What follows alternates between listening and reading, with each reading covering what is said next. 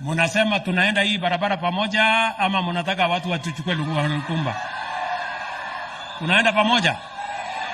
Tunaenda pamoja? So, mimi nataka tuelewane vizuri. We have the housing fund unlocks great potential for us.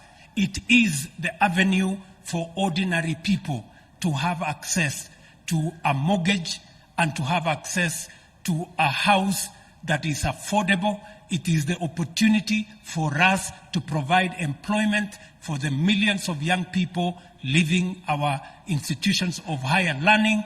It is an opportunity for us to expand our industrialization in the area of construction products, construction material, from steel to cement to doors to hinges to windows and the whole scope.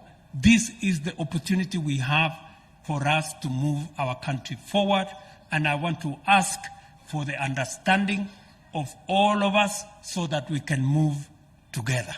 Tumekubaliana jameni? Na mimi nitazidi kueleza. Kwa sababu hii ni mpango bana, unajua nilichaguliwa kufanya hii kazi. Na hii kazi lazima nifanye na bidii. Tumekubaliana? Tumekubaliana? Vile tumekubaliana ya kwamba mambo ya uchaguzi si tulimaliza. Sasa nafasi hii sio ya viongozi na vyeo na sikutafuta sijui nini.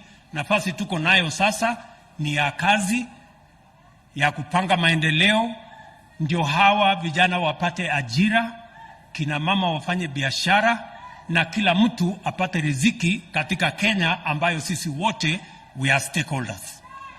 Tuko pamoja jameni? So mimi nimefurahi sana kufika hapa.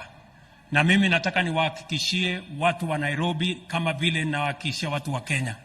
Hii mpango tayari launch construction ya manyumba karibu 40,000 kufikia sasa.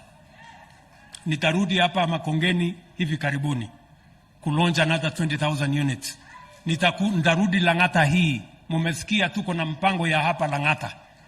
Na mimi nataka niwaulize viongozi wote wenzangu. Na mimi simkozoi kiongozi yoyote. Mimi nasema nataka niwaulize viongozi wote. Tuelewane, tushirikiane, tusifuate mambo ya porojo na propaganda. Tuhakikisha kwamba wananchi wanasonga mbele pamoja. Kabisa. Basi, nafikiri tuko pamoja. Mimi nataka niwaulize wale wengine wote, tushirikiane, tufanye hiyo kazi pamoja, ndio tupeleke taifa letu la Kenya mbele. Na mimi nataka niseme nikiwa ninasema ya mwisho. Niwaeleze my friends, sisi wote tulienda kwa uchaguzi. Tukapeleka mipango yetu kwa wananchi. Katika hiyo mpango tulipeleka kwa wananchi, tuko na mpango ya local housing, tuko na mpango ya NHIF, tuko na mpango ya MSME, tuko na mpango ya digital superhighway, tuko na mpango hiyo ya housing. Na mimi nataka niwaambie, manifesto tulioandika na tukauzia wa Kenya na wakatupigia kura, sio gazeti ya kufunga nyama, ni sera ya kuendesha serikali. Sijui kama tunaelewana bwana. So